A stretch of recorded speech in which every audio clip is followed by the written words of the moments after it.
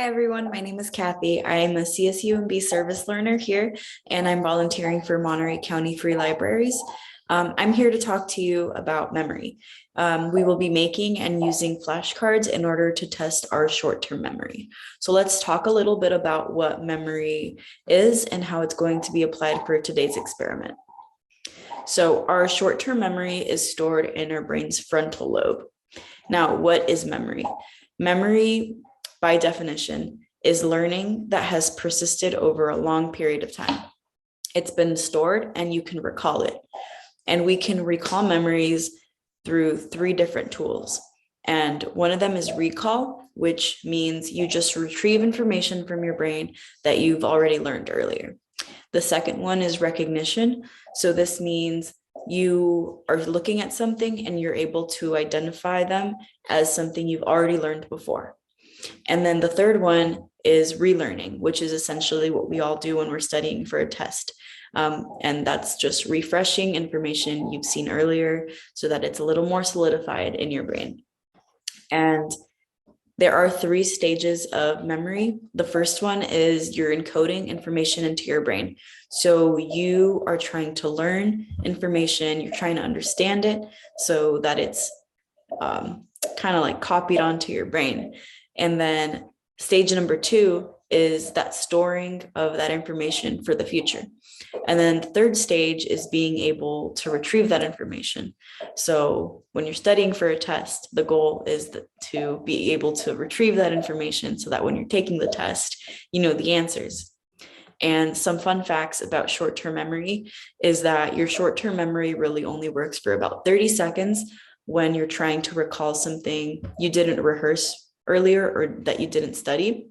So that can be something like if someone asks you what color was the person's shirt who just walked past you, if it's been around 30 seconds, you should still be able to point out, oh, it was a blue shirt or it was a red shirt.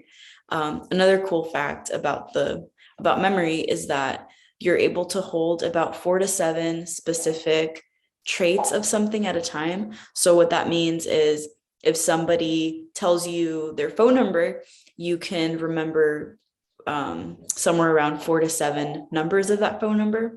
Or if your mom gives you a grocery list, you can probably are only going to remember 4 to 7 things of those things by heart. All right, with everything we have learned today, let's get into today's project. We are going to need flashcards, which you can buy pre-made just like this, or you can make your own at home using white construction paper. With these cards, we are going to make a set of 10 matching cards.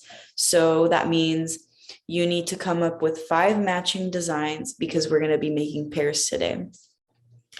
I'm going to be using matching stickers because I'm not the best artist like this.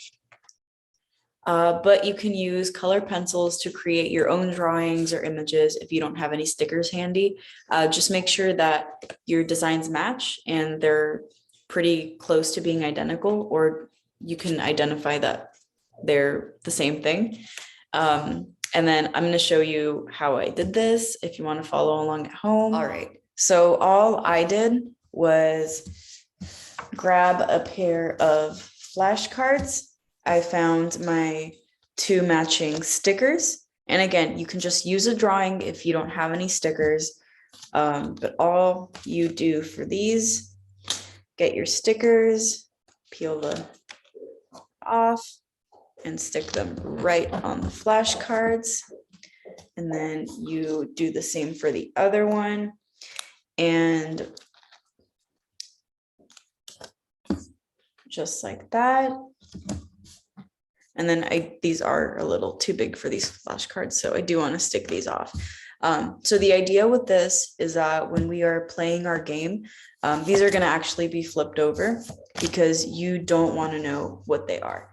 Okay, so I am all done creating a matching set of cards. So what I have gone ahead to do, I shuffled all of those cards up and I set them face down on my table. And the goal of this activity is you want to find the matching pairs. So the way you do that is you are allowed to flip 2 cards over at a time And if they match, you get to pull them out. But if they don't, you have to set them back down, face down. So let me show you as an example. So if I want to flip these two over, would you look at that? On my first try, I got a matching pair. So this matching pair I'm allowed to now put away. But let's just say it wasn't a matching pair. If it wasn't a matching pair, then I would have to set them back down, but I would want to use my short-term memory to remember what these cards were and where they are, so that when I go to pick another card and I see, oh, that was the rooster card, I can then say, well, for next time, I'll pick these two because I know these are the rooster ones and I want to win the game. All right, so we can keep going and try and see if we can find all of the pairs. No.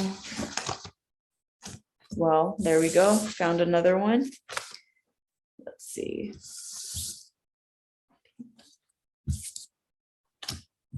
Look at that. Found another one.